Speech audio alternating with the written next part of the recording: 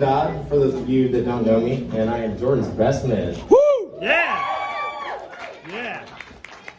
First off, I want to say thank you to the Hall and Gordon families for hosting us over this, what is guaranteed to be an amazing weekend. Beautiful night tonight, so thank you very much. So Jordan and I, we go way back. I've known this guy for about 25 years now. And the truth is, I was always pretty sure he would meet the person that was going to be the love of his life at a gay bar. I just didn't quite picture her like this. I didn't think she was going to be as pretty as Chelsea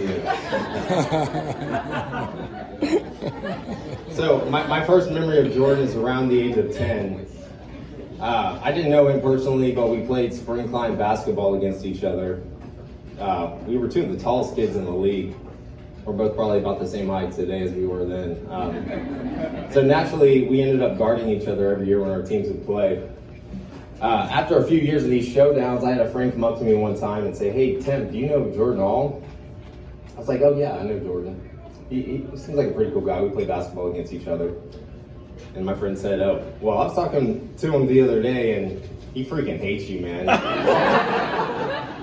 In fact, he said that there's nobody he dislikes on this planet more than he dislikes you.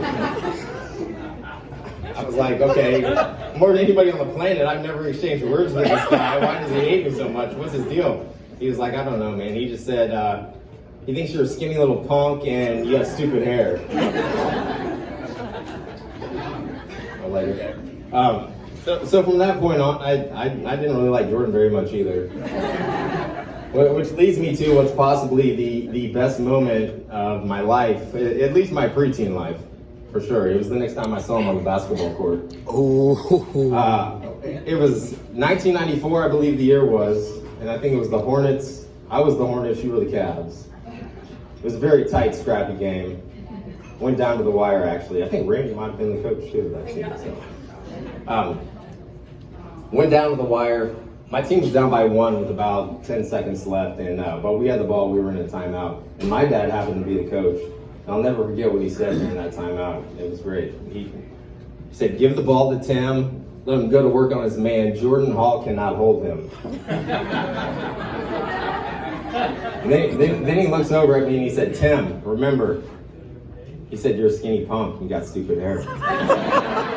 He was like, "And your hair is not stupid, but yeah, you are a skinny punk." So I walk back on the floor. I'm feeling a little insecure about my hair and my skinny legs, but I'm ready to go to work on Jordan nonetheless. That's exactly what I did. I get the ball out on the wing. I throw the dream fake on Mr. Hall, and I sink a shot with pretty much no time on the clock, and we win the game. It was a very magical day for me, at least. Maybe not so much for Jordan, but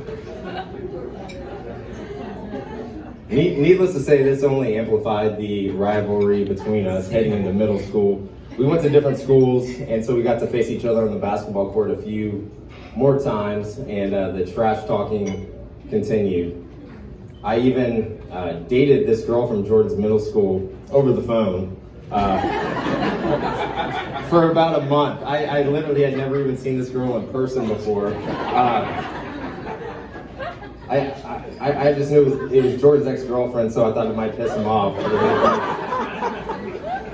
But literally all of our phone conversations were just me talking about how much I didn't like Jordan. And she said the same thing to me. She was happy to listen to the trash talk, but she told me the same thing that I'd heard from a lot of other people. Tim, if you just get to know Jordan, you guys would be best friends. You guys are so much alike. And I thought not a chance, but it turns out they were right. We ended up going to the same high school, and I can honestly say I don't have many memories of high school where Jordan wasn't right by my side. And our initially after high school, we took different paths, but we both wound up transferring to Texas Tech halfway through our freshman year. We went through pledgeship together, became members of the Kappa Sig fraternity, and we were pretty much inseparable. A lot of people even thought we were the same person. We lived together our sophomore year, and to say our house was a party house would be an understatement. And I remember this one party I had a girl come up to me and say, "Hey, you're Tim Jordan, right?" I was like, well, Jordan is actually my middle name, so I was like, well, Jordan's my middle name. My name is Tim Jordan, but my name is Tim Dodd. And she was like, oh, that's really funny. I've been to a few parties over here, and my friends and I, we always say we're going to Tim Jordan's house. And so I explained, no, I'm Tim Dodd. I live here with Jordan Hall. We also have a friend named Zach we let sleep in the garage. He's not here to hear it. You'll meet Zach tomorrow. And let me know about that, because it was pretty hard to go to the garage. But our journey out to college continued as we both moved to Dallas to start our careers. And we even lived together for a few more years. And I can honestly say I cannot imagine my life without Jordan in it. I often refer to him as my dad, because I feel the need to consult him before making any important life decision, whether it's me buying a new car, replacing a roof after a storm and trees fall in my house, or whether or not I should date Alexa. Jordan, for real. Jordan's also always my first call to make sure I'm thinking logically. Jordan, you are seriously family to me, and I cannot imagine having a better friend. I'm so lucky to have you, man. And throughout all the years I've known Jordan, I've never seen him as happy as I do now that he's got Chelsea in his life. Chelsea, I've liked you from the first time that I met you, partially because you would always laugh at my dumb jokes, but mostly because it was obvious to me what a warm, caring, and genuine person that you are. You've made Jordan a better man, and I'm so thankful that he has you in his life. I'm also very thankful that you've inspired Alexa to become a better cook. She's not quite the Martha Stewart that you are, but she's well on her way.